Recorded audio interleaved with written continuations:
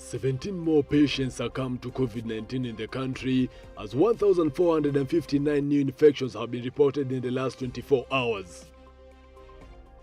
We bring you a special feature of how 4.5 billion people are struggling to stay well, keep their children alive, and work their way to a better future or for the want of a toilet.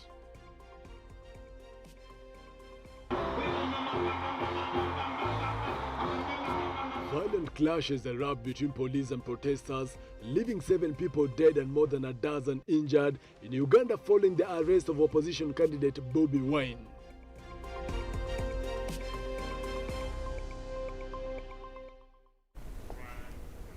Remember, you can text us on 111 444 111 and tell us where you're watching from. We begin with Langata Station has lost its OCS Kabi to suspected COVID-19. Kabi died at around 10 a.m. today while receiving treatment at Langata Hospital. The report at the police station confirmed the officer had developed breathing complications. Meanwhile, a County London MCA Sami Mbogwa has died while receiving treatment at an Nakuru hospital. The County Assembly Speaker Joel Cairo confirmed the sad news today morning as saying the MCA died on Wednesday night at the Nakuru War Memorial Hospital. 17 more people have today succumbed to COVID-19 as the country caseload rose to 74,145. The ugly face of death has once again struck the County Assembly of Nakuru barely a week after losing Healthgate MCA Jones Wasusi Njuguna to COVID-19 complications. Mohammed Hatimi, the outspoken County Assembly member in Mombasa, was also pronounced dead due to COVID-19 with an underlying lung infection. He was among 7 MCAs who tested positive, leading to the temporary closure of the Assembly on October 27th. Matungu Member of Parliament Justice Murunga is part of the list of those who have died of COVID-19. He died on Saturday night after developing breathing complications while being rushed to a local hospital in the region. Kakamega County Chief of Staff Robert Sumbi also succumbed to COVID-19. According to a statement from Kakamega Governor Wycliffe Oparanya, Sumbi died while undergoing treatment. The politicians who have contracted COVID-19 and got treated are Gatundu South Member of Parliament Moses Kuria and Nyeri Governor Mutai Kahiga. Emmanuel Terer, Switch TV.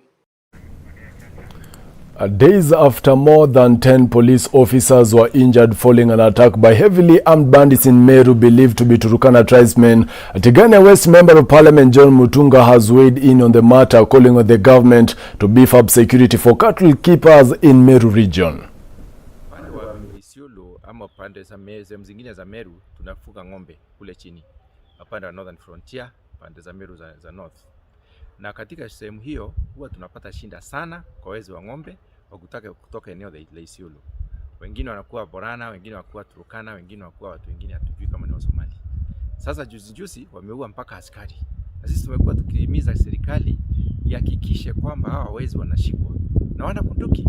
Watu wetu, wafugaji wetu walinyang'anywa bunduki, ziende zikaorodheshwe na zikaangaliwe mambo yake. Lakini kwa wakati huu tumejaribu kuomba wapewe bunduki, wapewi. Hawa wengine tunasema wako na bunduki na serikali haisikii. Sasa serikali wameua askari kulisaindi ya 10. Na vile ile kitu ya kushangaza kabisa ni kwamba kuna wanasiasa wanasimama wanasema watu hao wananyanyashwa. Wananyanyaswa namna gani? Na hawa ni wezi. Kama wako hata na bunduki, hao ni wezi wakali sana. Wanaua hata askari. Kwa hivyo tunataka serikali yetu tukufu ifanye kazi yake, iweze kushika hao wezi, ndio hata sisi watu wa Meru tupate nafasi ya kufuga ng'ombe wetu bila shinda. Meru imekuwa ATM. Wakitaka pesa kidogo wanakuja wanachukua ng'ombe chache, mbuzi chache. Wakitaka pesa nyingi wanakuchukua mingi. Hapo tumepata shinda kubwa na tunataka serikali itumie nafasi hii kutafuta wezi wote wa mashirika. The People's Power Movement Union that consists of Ugandans living in Kenya has ordered President Museveni to release BOBI Wine in less than 24 hours after he was arrested in Luka district yesterday during a political rally. Samuel Namukana now reports.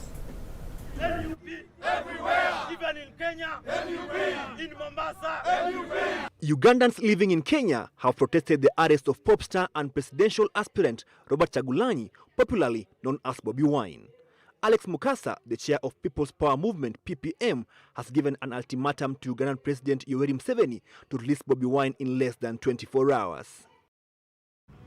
if Museveni does not release Bobi Wine today, I swear to him, this is going to be the end of his regime. Tusikubali Afrika yetu iharibiwe na mtu mmoja.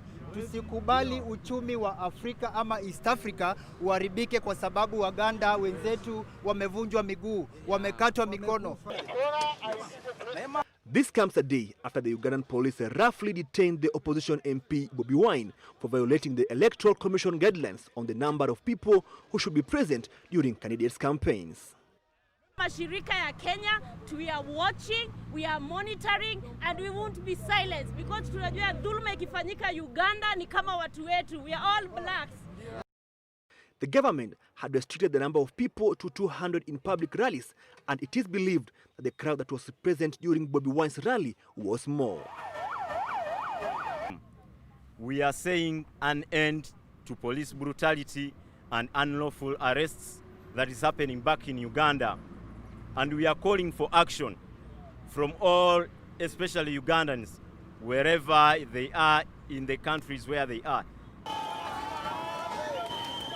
At Luka district, police fired tear gas at the rally venue and some of the politicians' aides were injured in the scuffle. This is not the first time the opposition MP has been at loggerheads with the government after he was arrested last year when his supporters stormed President Yoweri's convoy. Mr. Kyagulanyi, the presidential flag bearer of the National Unity Platform, NUP, together with 9 other presidential candidates are traversing the country to seek votes ahead of the January 2021 election. Samuel Namkana, Switch TV. The activity of collection of signature for the BBI process that was expected to commence today has been postponed to an unknown date, and as David Kagina reports, Kenyans are expressing mixed reactions of the possibility of a referendum. With the much anticipated search for 1 million signatures as is required of the Constitution in the push for a referendum set to begin today, the move was postponed on grounds of late compilation and publication of the Constitutional Amendment of 2020. In a statement released by the BBI Steering Committee, the signatories said, and I quote, "The Secretariat is working on a new date with a comprehensive program of rollout activities which will be communicated in due course." This move was highly criticized by a number of Kenyans anticipating to append their signatures on the proposed bill. Kuhairishwa kwa kuchukua signature hii kunifurahisha sababu saa hii ndio ule muda unafaa. Ndio wachukue signature ndio tuende referendum. On the other hand, a number of Kenyans were of a different opinion. Mimi siwezi fuatilia jani ni jumi hapo hivi nachangamka na kazi yangu. Naona nikilala kidale nikilala njaa. Gawa bigi watajua nimelala njaa. Hawezi rada. It is now a matter of patience for the general public as the National Building Bridges Initiative Secretariat deliberate on the way forward. David Kagina, Switch TV.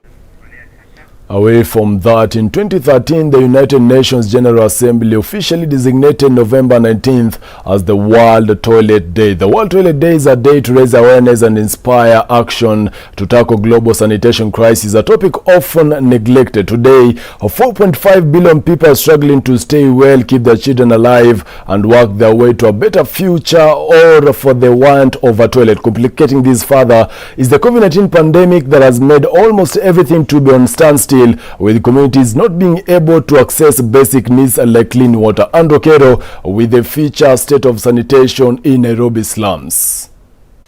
Hizi ndio choo ambao wagonjwa wetu wanatumia. Here are the toilets. Here are the toilets. So patient anatumia aje choo inakaa hivi. This is Kakamega Senator Cleophas Malala ranting about the state of toilets in his county. According to the United Nations, the theme for World Toilet Day 2020 is sustainable sanitation and climate change. It's incontestable that proper sanitation and hygiene are paramount for the well-being of a human being. But unfortunately, this is a serious challenge among the vulnerable groups in our societies.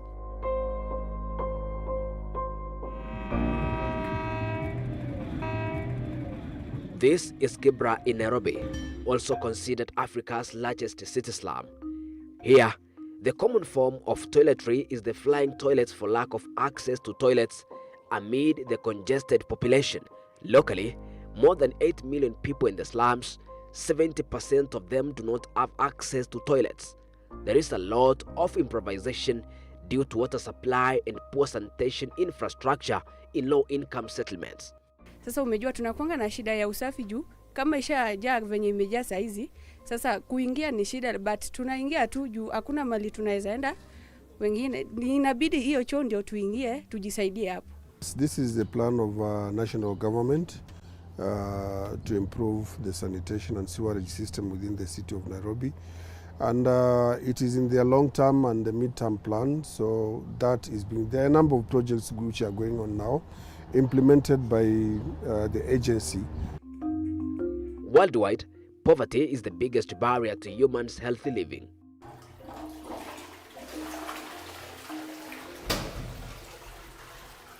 A toilet is not a mere toilet, but it's in fact lifesaver, dignity protector, and opportunity maker.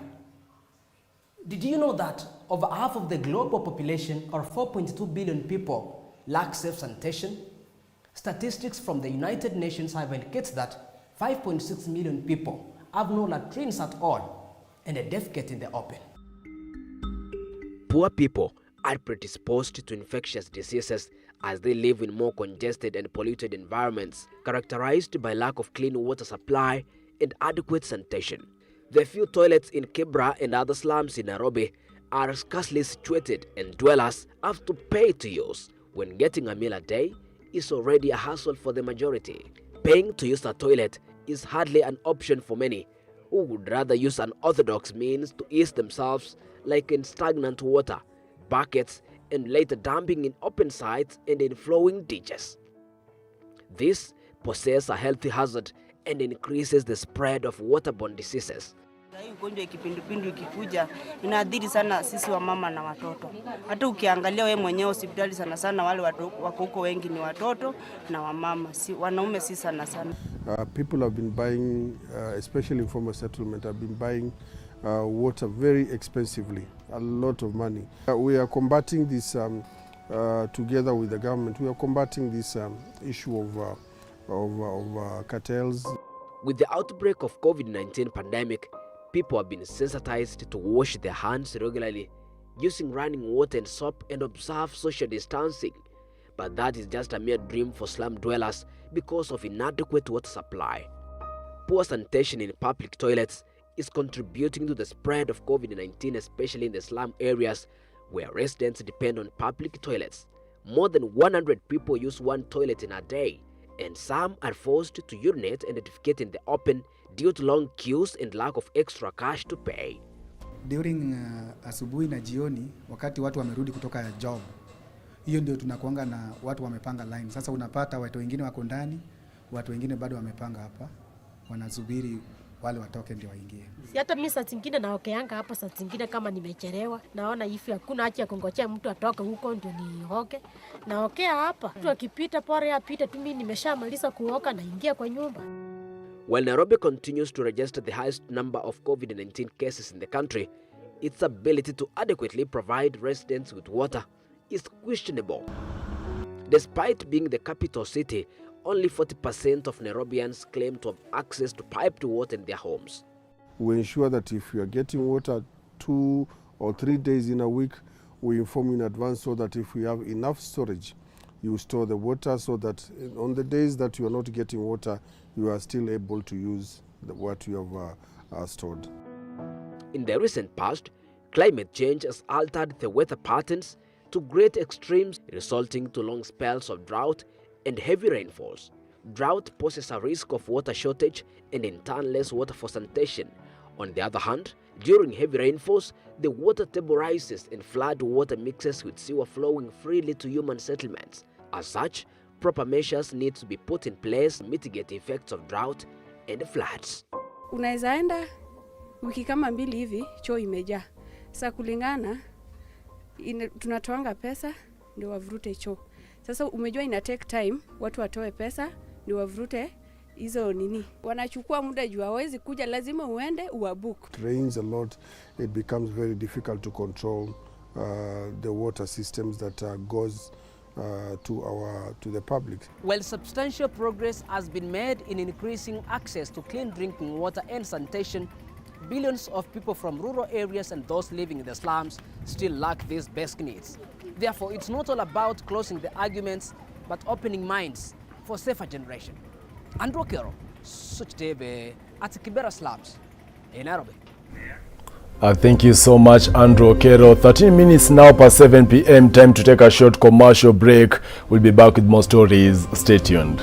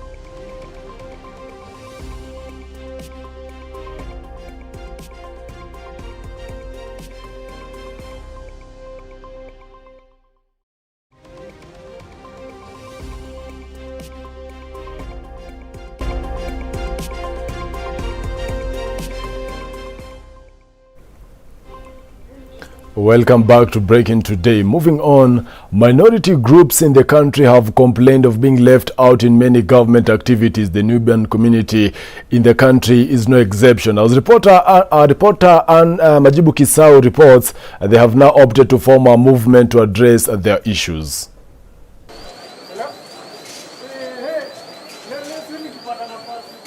The Nubian community in Kenya is descended from soldiers moved forcibly from Sudan by the British during the colonial era. Although many have lived in the country for years, some are unable to access Kenyan citizenship and remain stateless. Tumeteseka sana maneno ya ID, tunasumbuliwa maneno ya ID.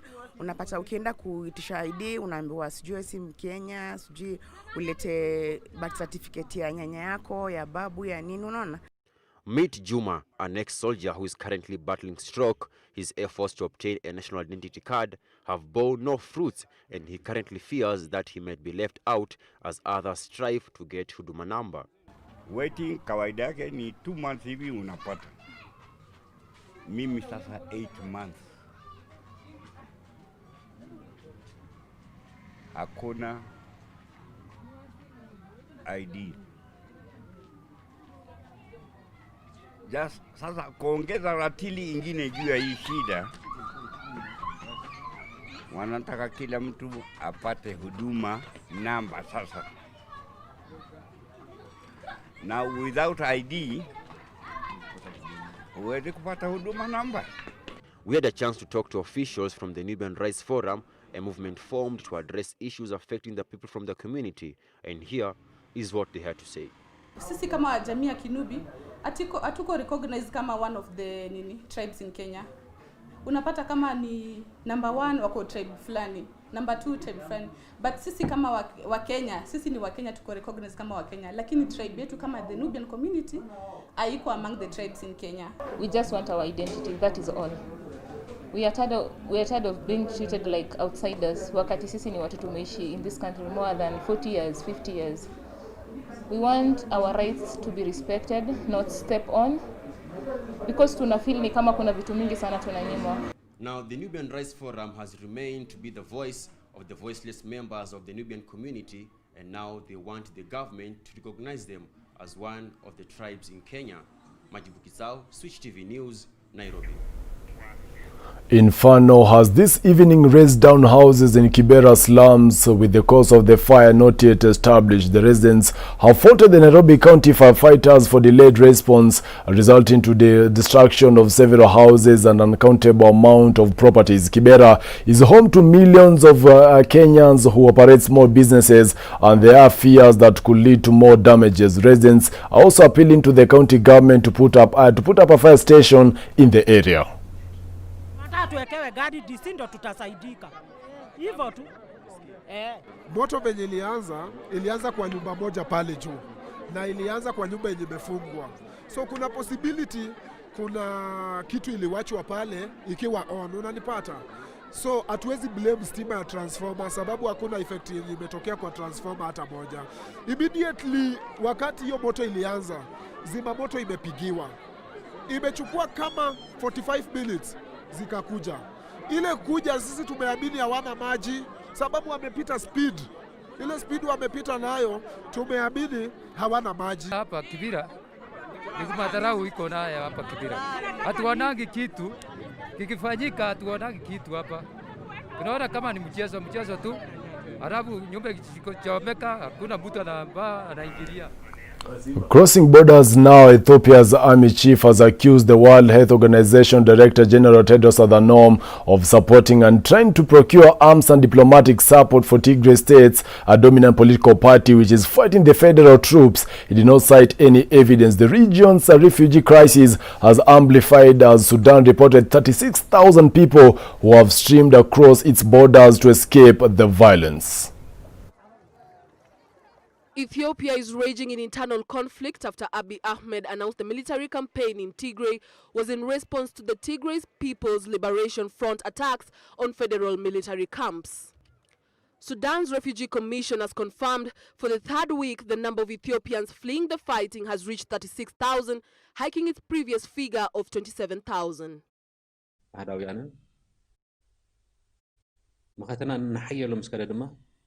Those two dictatorial, unitary leaders, when our defense was too strong for them in the last 3 days, they called upon assistance from an outside force, with drones starting to be used in the battle. ድሮናት ኣብ ውግእ እዚ ክሳተፋ ጀሚረን ኣሎ። Clashes were reported in the northern town of Shire, where camps housed thousands of Eritrean refugees. Federal forces say they already control Tigray's western zone, which saw heavy fighting at the start of the conflict.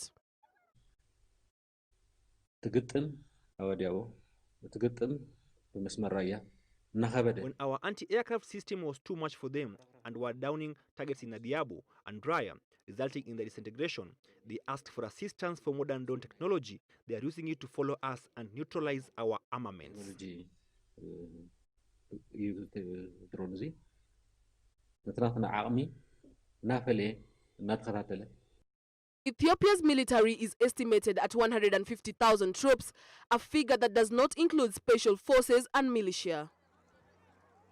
Ivy Kavai, Switch TV.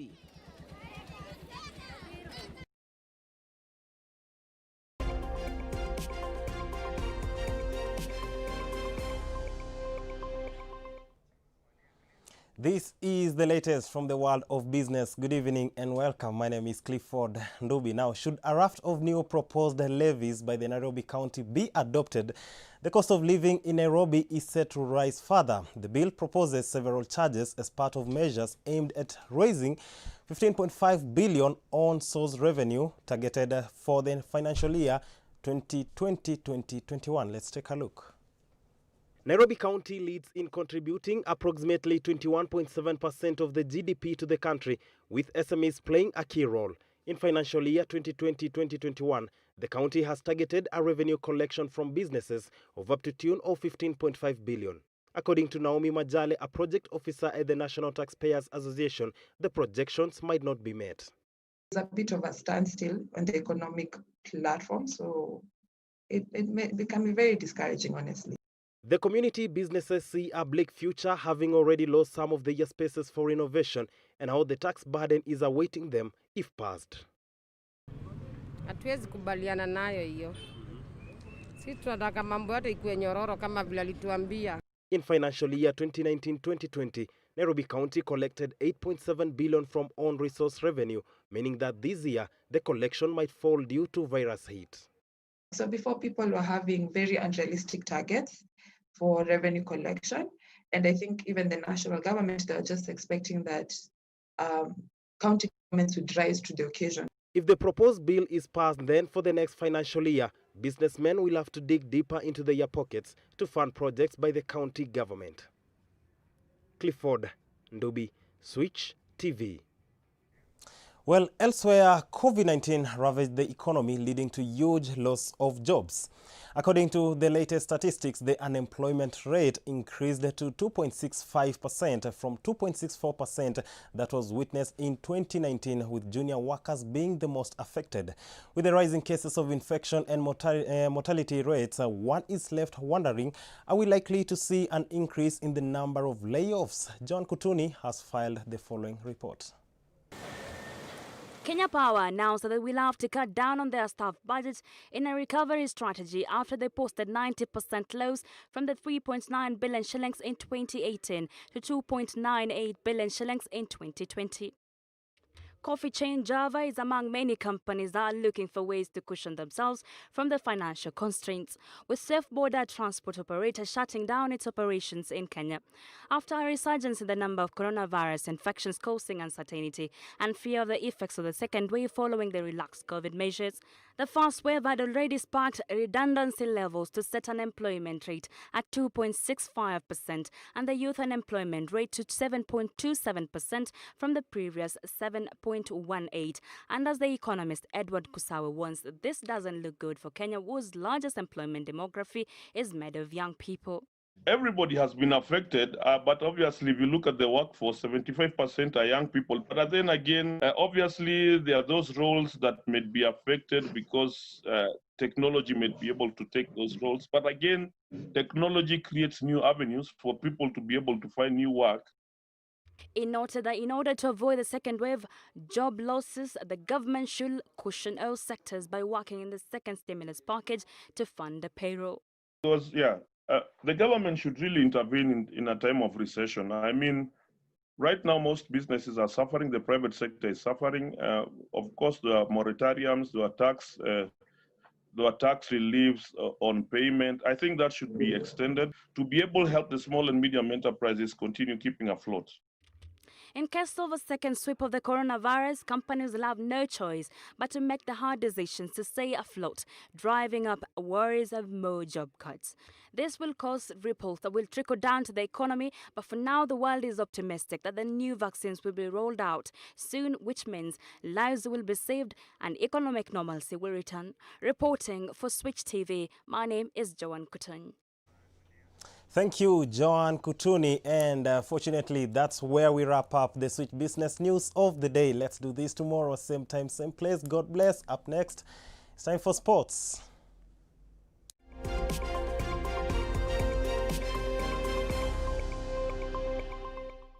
A time to now get sporty. WAZITO FC has unveiled Francis Kimanzi as the new coach on a 4-year deal ahead of the 2020-2021 Football Kenya Federation Premier League campaign. The immediate former Harambee Stars coach has taken over from Fred Ambani, who was fired alongside his technical bench, becoming the 7th tactician to join WAZITO in 1 year. I don't want to get into details. So every time, I think when I'm in a yellow and black jersey, I always feel so much at home, and I'm more successful when I'm in yellow and black. And the history speaks, for itself on that part. But I'm also so happy that I managed to pull together a very capable technical support team to help me to better, the achievement and the objective of the WAZITO Football Club. So we'll do it, for sure, we'll do it. We have a mission, and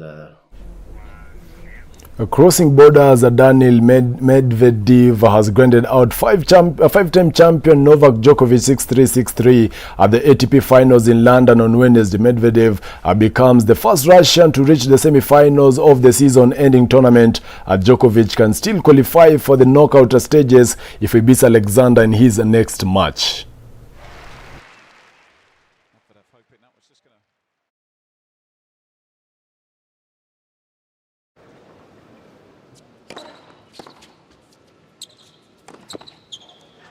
The third victory of his career against the world number one. Elsewhere, 2 goals